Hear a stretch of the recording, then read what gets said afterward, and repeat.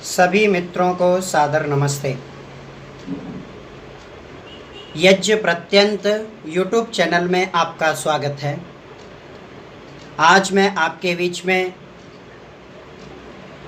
नया विषय लेकर के फिर उपस्थित हूँ। आज का विषय है ईश्वर जो करता है अच्छा ही करता है। परमपिता परमात्मा की इस सृष्टि में किसी भी प्रकार के कार्य को परमपिता परमात्मा करता है या कराता है, उसके पीछे उसका एक दूरगामी दृष्टिकोण होता है। संसार में प्रायः ऐसे लोगों की भरमार है कि यदि कोई अच्छा कार्य हो जाए तो सीना चौड़ा करके हम कह देते हैं ये कार्य मैंने किया है।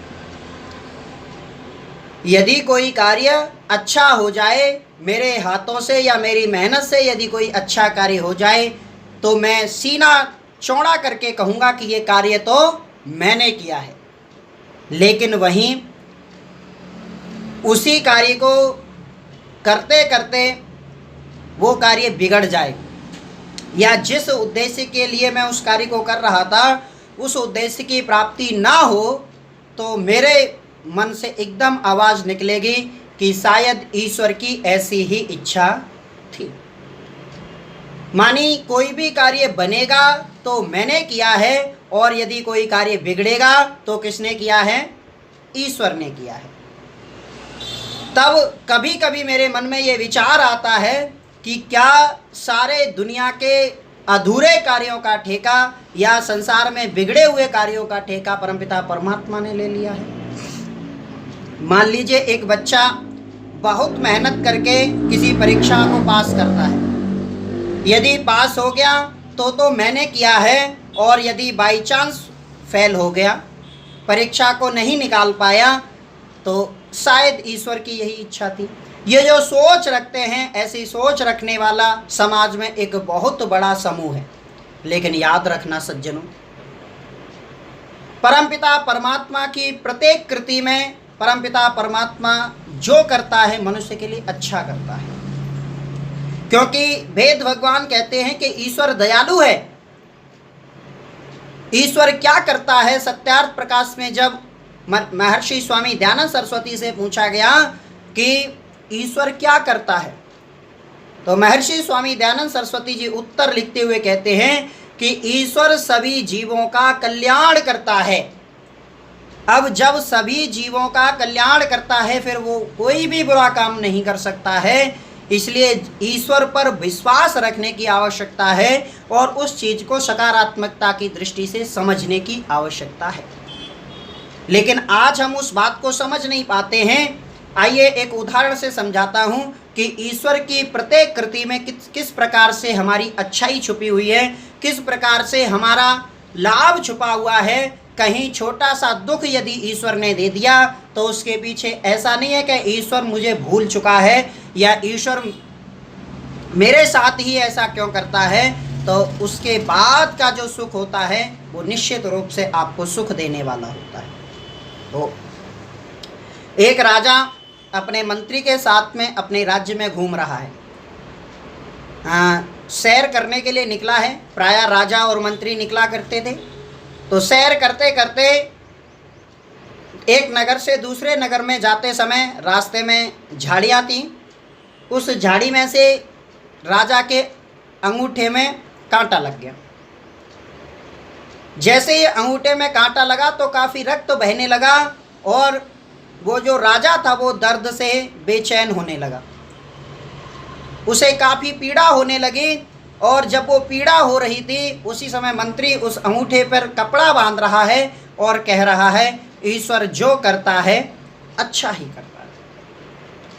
राजा को क्रोध आ गया कि एक तो मेरा जो अंगूठा है वो पूरी तरीके से कट चुका है, इसमें बहुत दर्द हो रहा है, बहुत कष्ट हो रहा है। उस समय तुम कह रहे हो कि ईश्वर जो करता है वो अच्छा करता है। तुम अच्छे मंत्री नहीं हो सकते हो, तुम मेरी पीड़ा को नहीं समझ रहे हो, शायद इसीलिए इस बात को कह रहे हो। और जो मंत्री राजा की पीड़ा को नहीं समझ सकता है, ऐसे मंत्री को रखने का अधिकार राजा के पास नहीं है। या बुद्धिजीवी राजा ऐसे मंत्री को नहीं रखेगा, इसीलिए मैं अभी से और इसी समय तुम्हें मंत्री पद से हटाता हूँ और तुम जाओ, मैं किसी और को मंत्री बनाऊंगा।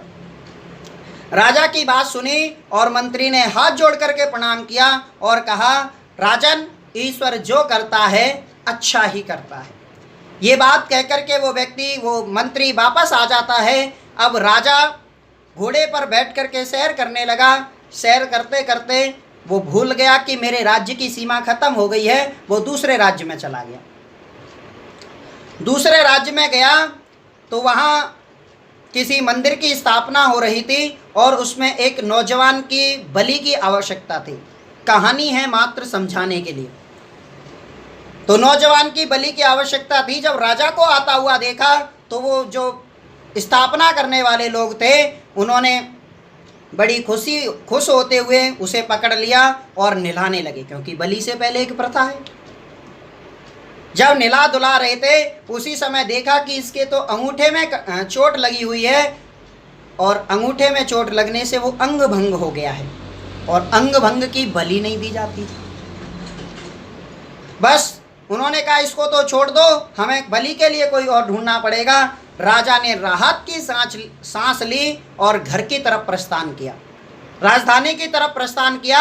राजधानी में जाकर के सबसे पहले उसने अपने मंत्री को बुलाया और मंत्री को बुला करके उसका धन्यवाद करते हुए कहा कि भाई मंत्री, तू सही कह रहा था कि संसार में परमपिता परमात्मा जो भी करता है वो अच्छा ही करता है, लेकिन मैंने तेरे साथ गलत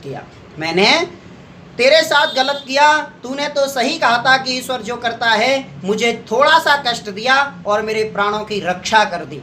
यदि ये कांटा रूपी कष्ट मुझे न दिया जाता तो आज मैं तुम्हारे बीच में जीवित ना होता, मेरी बलि चढ़ गई होती। लेकिन ईश्वर ने मेरे ऊपर उपकार करते हुए मुझे छोटा कष्ट दे करके बड़े कष्ट को टाल दिया। इसलिए तू अच्छा पात्र है। मैं तुझे दोबारा मंत्री बनाना चाहता हूँ, लेकिन उससे पहले तू मुझे माफ़ कर दे। मैं तुझसे क्षमा मांग रहा हूँ।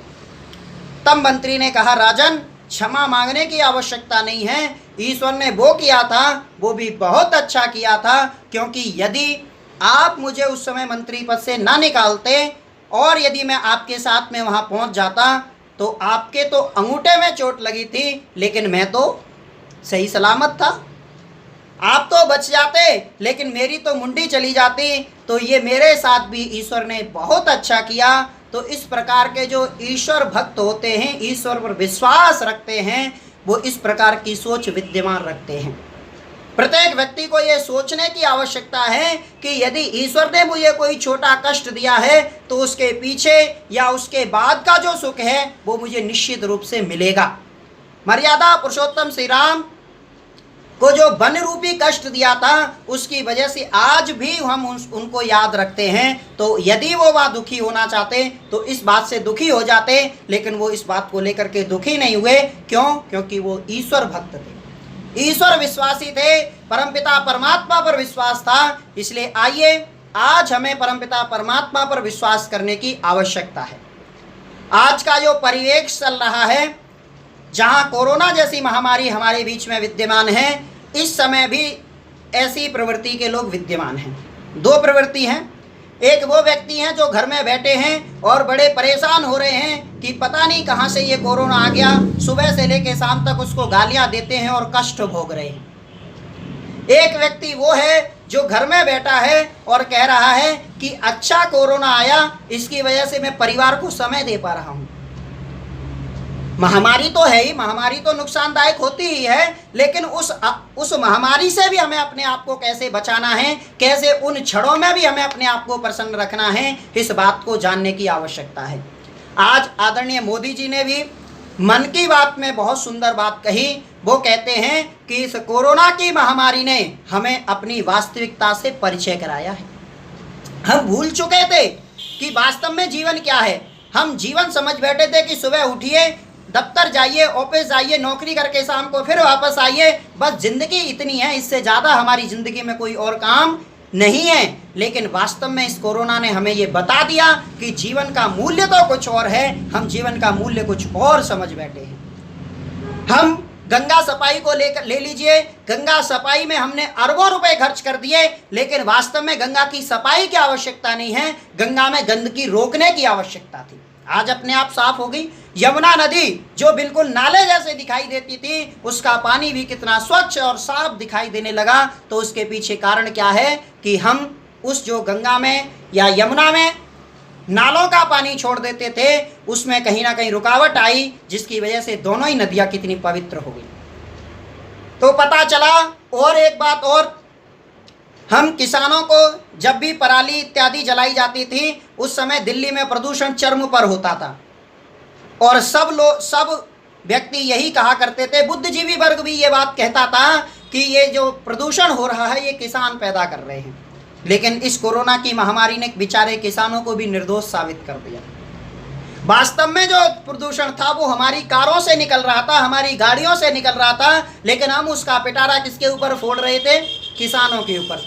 तो मेरा कहने का तात्पर्य केवल इतना है कि ईश्वर जो करता है अच्छा करता है, इसलिए ईश्वर पर विश्वास रखें और जो हमारे जीवन में कष्ट इत्यादि आ रहे हैं उस पर भी अपने आप को सकारात्मक रखते हुए प्रसन्नता का भाव रखें और खुश हों, परिवार के साथ में रहें, मिलकर के रहें। यही इस वीडियो का उद्देश्य है। ईश्वर भक्त, परमात्मा भक्त बनाने का उद्देश्य है। आप सब लोगों का बहुत बहुत धन्यवाद। और यदि आप हमारे चैनल पर नए हैं तो ज़रूर हमारे चैनल को सब्सक्राइब करें, लाइक, कमेंट और बेल आइकन दबाना बिल्कुल ना भूलें। आप सब लोगों का पुनः धन्यवाद।